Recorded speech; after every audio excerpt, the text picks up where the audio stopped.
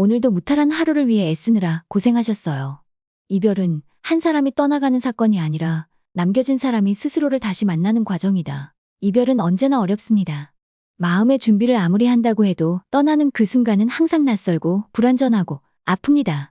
그리고 그 아픔은 단순히 한 사람을 잃은 것 이상의 의미를 지닙니다. 함께했던 모든 시간, 주고받은 말들, 미소, 침묵, 약속, 그 모든 것들이 한순간에 과거형이 되어버리는 경험. 그게 바로 이별입니다. 이별은 끝이라는 단어로 표현되지만 사실 끝은 아닙니다. 한 시절이 끝났을 뿐 감정은 여전히 살아있고 추억은 여전히 현재에 남아있습니다. 그래서 이별은 마음속에서 완전히 정리되기까지 아주 오랜 시간이 걸립니다. 누군가는 그 시간을 인정하지 못하고 애써 덮으려 하고, 누군가는 그 시간을 지나치게 붙들며 자신을 더 아프게 하기도 하죠.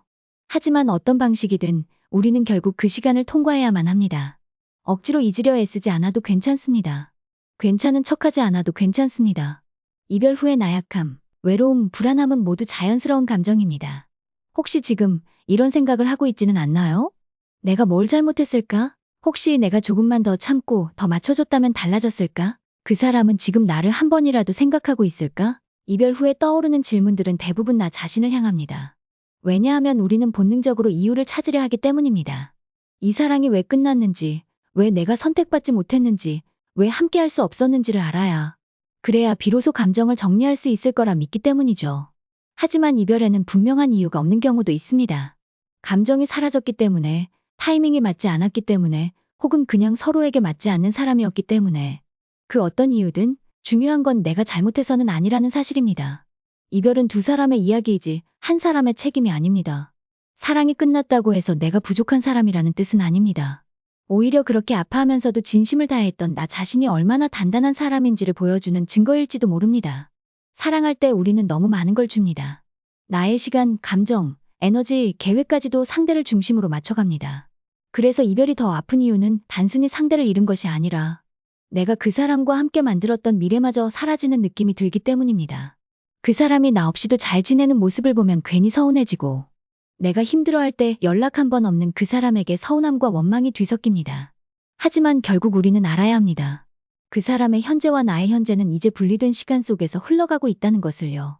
이별은 나를 위한 시간을 다시 되찾는 기회이기도 합니다. 사랑하는 동안 우리는 상대를 중심으로 세상을 바라봅니다. 그 사람의 말투, 행동, 기분 하나하나에 영향을 받고, 그 사람의 일정에 맞춰 나의 시간을 조절하고, 그 사람의 감정을 더 많이 배려하며 살아가곤 하죠. 그렇게 관계 속에서 나 자신을 조금씩 놓아왔던 우리는 이별 후에 마침내 스스로를 다시 마주하게 됩니다. 나는 무엇을 좋아했지? 나는 누구였더라? 내가 원했던 삶은 어떤 모습이었을까? 이별은 우리를 고통스럽게 하지만 동시에 우리에게 새로운 질문을 던져줍니다. 그리고 그 질문에 답하는 과정은 고통을 이겨내고 회복으로 나아가는 길이기도 합니다. 혹시 지금 매일 밤 눈물을 참으며 잠드는 날들이 이어지고 있나요?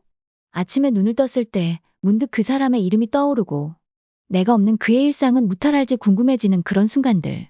괜찮아요. 정말 괜찮습니다. 그런 감정이 드는 건 당신이 그만큼 깊이 사랑했다는 증거예요.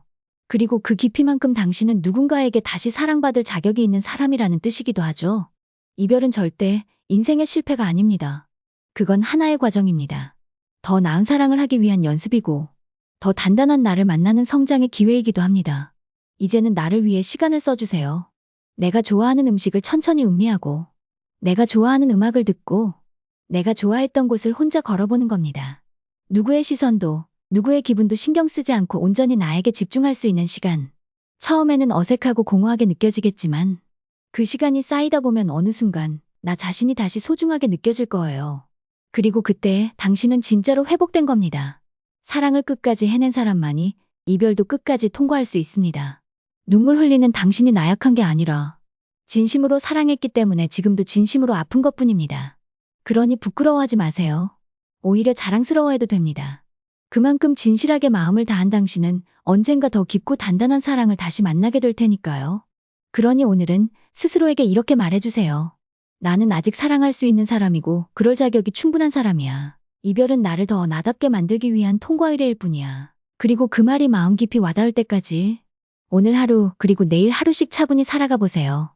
상처는 언젠가 아물고 마음은 다시 피어납니다.